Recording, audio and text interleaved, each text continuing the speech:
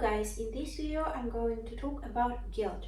Why it is not good to feel guilty and what could be done about it. I'll share my personal story as an example. So firstly, I'll mention that there are two types of guilt. One guilt is a healthy guilt. Let's say I insulted someone, so I start to feel uncomfortable. I recognize my feelings and I feel guilt. Then I think, what could I do from that feeling? What could I do with that guilt? And I think, I should go and apologize. And that would bring me a relief. So I go and I apologize. And yes, I get some relief. And I start to feel better. I made amends that way.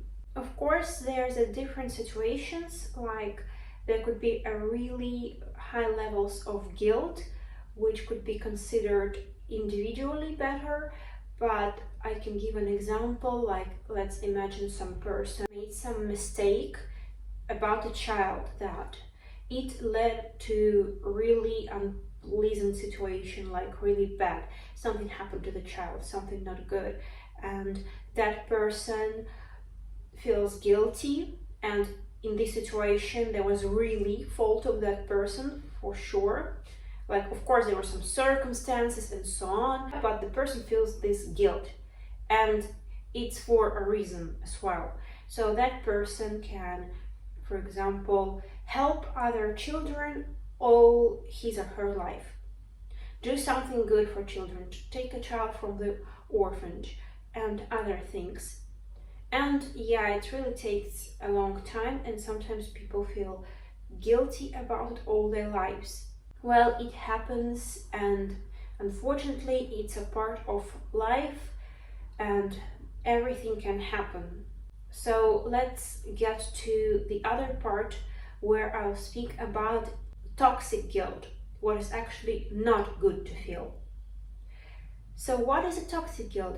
Toxic guilt is when you're actually not that guilty, maybe not even guilty at all, but you feel like you're guilty, and also you're like to blame yourself for something, and you keep it in your mind throughout all your life. Every day you think about, oh, I'm so guilty, I'm so guilty, I'm so guilty, and that can make you feel shame as well, because at the moment when you are guilty is you did something wrong, your action was wrong. But feeling shame is I'm wrong. I'm not, my action is wrong, but whole me is wrong. That I was born is something wrong there. And that's a difference, and it's really easy to fall from that point of feeling guilty for kind of no reason to that shame. And that feeling of shame really doesn't bring you anywhere. It only stops you from enjoying your life and building your life, making your future better, and so on. Another negative side of feeling guilty is psychosomatic part. When you blame yourself for something, you blame yourself and it makes yourself feel bad, like your body got tensed, and you can develop somatic illnesses. Because at first the pain could be psychosomatic, like let's say I'm always blaming myself, I'm telling I'm so stupid, I did this, I did that, and so on. And every time I do it to myself and I start to feel guilt, guilt is some movement, some feeling in my body. So let's say I feel guilt in my shoulders, yeah? So they're always tensed, and I'm always like this, and they're so tense there. And later the pain become already somatic, and these muscles, they are like so stuck there that it's actually a true story that I got headaches for like 2 months. I had headaches. I didn't know what happened. I did all types of tests possible to check why I got such a horrible headaches, and they were not like a tiny headaches, you know. They were like really difficult to handle headaches. Like I could only sleep, and I was extremely distressed. I had a lot of bad feelings, and all that went here. And when I came to doctor at the end, finally, the doctor, he touched my shoulders here, and he told me, well, I'm absolutely not surprised that you have headaches like that. And that part actually could be pretty dangerous here if you don't work on it. So at first, maybe I could have psychosomatic pains, but and just made some tension. Yes, I felt some tension because of stress. Okay, only when I felt stressed. And then I developed a real problem. So it's in my case, but there are a lot of other cases similar to that. So your body reacts on feelings. So your feelings are in your body. I will tell a true story of mine, what happened to me, and what kind of insight I got during my own psychotherapy session. When I was 16 years old, I was studying in Law University.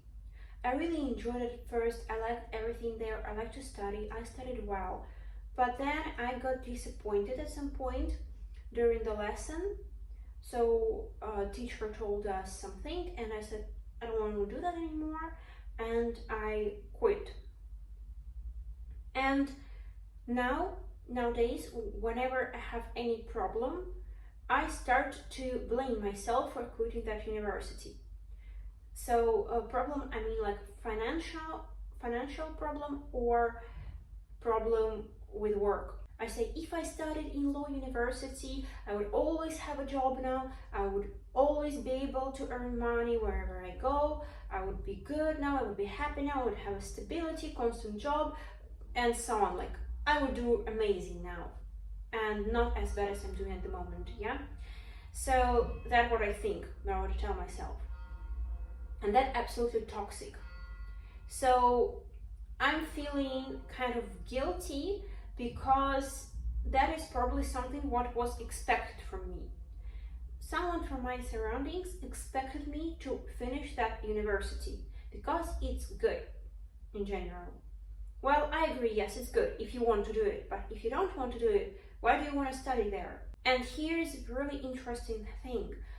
Why do we always think that if we did something one way or the other way, it would be 100% better? It could be worse for us. I don't know how it would be if I was studying there. I don't know what would happen to me. And it's not, and I can't be sure I would do amazing now because I just don't know it. And what happened, it happened. I can't change my past. Maybe when I would go to that university, I would be walking there and car would hit me. I don't know, maybe I wouldn't be alive by now if I studied there for longer. And the thing that we can never know, and there is absolutely no reason to remake these stories from the past and especially blame yourself for that. I'm always like blaming myself. But I never noticed that I did as much as I actually do, because I realized that I have this idea in my head that I had to finish that, and I feel guilty that I haven't finished that. And guilt always seeks for some punishment. So you did something bad, you have to get a punishment. Either apologize, make amends, either get a punishment. So I'm subconsciously seeking for punishment. Subconsciously, I attract that kind of people, that kind of situations where I would support this idea that I have to finish that university and that without that university, I am nothing in this life. The question is, why do I need to support this idea? Interesting, yes, but yet I don't know. So maybe I'll let you know later if I find it out. So what could be done in these situations? Just the same as in all other situations when you have some toxic feelings and toxic thoughts, because mostly our feelings are reaction on our thoughts. It's just these thoughts, they come through our head so quick that we don't even notice that. For example, I wouldn't notice that I'm blaming myself so much for quitting that university if I didn't look deep into it, if I didn't have 1 hour of therapy session and only concentrated on one point there. I would never find it out, we just would never know. So our thoughts are really quick and we react on these thoughts. When you start to feel bad, like guilty, that oh, there's something like I did something bad, or shame, like horrible or something else, what should you do? You should analyze this situation for which you feel guilty. If you know that you are, for example, guilty about something or you regret something, you either make amends, either you learn a lesson and you just keep this lesson somewhere on the background. And you know that next time you won't do the way you did it before. So just keep it in your head as a good lesson for yourself, because everyone makes mistakes. It's normal, it's our human nature. So what could be done when you feel this toxic guilt? Firstly, don't blame yourself for anything. Just relax, because your thoughts of self-blame, they're just thoughts, and you don't have to believe it. You don't have to believe everything what comes in your head. You say, okay, it's a thought, fine. It's fine that I feel it. Yes, I'm overthinking, but it's okay. It's also part of my human nature. It happens. At the same time, think that yes, I made a mistake, I learned my lesson, and I'm good now. There's no need to remind me about this thing. Okay, the next thing is to listen to affirmations. In the previous video, I said that I'm listening to affirmations. It really helps me, because if the step 1, which I just said, doesn't work, I anyway start to blame myself, and I can't yet train myself to let all my thoughts pass and kind of trying not to judge any of them that much. I take earphones and just listen to something positive. And sometimes I notice now that even if I don't take earphones, my response are with those affirmations which I usually listen. So I'm developing a skill to kind of stop this negative thinking. A really interesting tool for that is, like, you can imagine this thought, what age is it, what shape is it, what color. For example, it could be like some funny circle or some interesting shape, something like this, like green color or whatever. You imagine how it looks like and give that thought a name, and imagine with what kind of voice that thought would speak. For example, my thought like, oh, you're guilty, you were stupid, why did you quit your university, you would do amazing now, you did everything wrong, you destroyed your life, and so on. And I think, okay, oh, this is Greg. Okay, Greg is telling me something, and hello Greg, okay, but thank you for telling me that, but I don't have to believe you, okay? And it's not necessarily that I listen to you and trust you. You're just a thought, and you are not a reality. You're not a God or universe who define our reality and our life. So, okay, but I'm fine. So something like this. Another thing is to imagine your close person in the same situation, someone who you really love and wish all the best. Imagine that person quit university. How would you react? Would you blame that person so much? Would you tell that person bad things? In my case, I would never tell that, oh, you're so stupid, you're so silly. Also, don't forget, what do you logically think about the situation? Because that toxic thoughts, they come from some patterns of ours which we have, which we developed in our past, maybe in our childhood or teenagehood. And now, what do you think as an adult about it? What is your opinion? Do you think you should stay in that university for no reason if you're never going to work as a lawyer, or you could actually quit and not waste these 4 years for that. Or you have to finish and force yourself to work in the job which you hate, for example. What is the best? So I think, no, for me it's not good. These options don't work for me. If I even finish that, I'm not sure I would work there.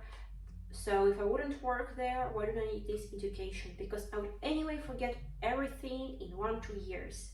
And for a lawyer, constant practice, constant learning, new laws and other things is really important. So as a developed adult, I understand these things, and I'm taking a position of a healthy, clever adult for myself. Sometimes I write myself a message from the wise, clever part of mine to my vulnerable part.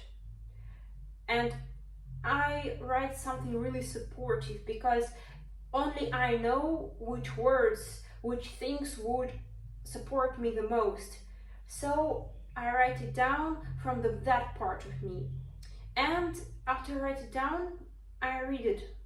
And when I read it, I start to feel so much better because I actually realize that I'm so capable, that I'm so strong and clever, and that it's actually me who is supporting myself, yeah? And I don't need to find it from outside anywhere, that I'm capable to support myself and to love myself. At the same time, it's always good when you get support from someone who you trust, from your friends, for example, or like people who feel similar things to you, have similar values, similar views. You can share it with those people and ask for some support. That's all for now. Thank you so much for watching this video. I hope it was helpful for you. If so, please give this video a like and subscribe to my channel. That really helps it to grow. Have an amazing day and see you in the next video.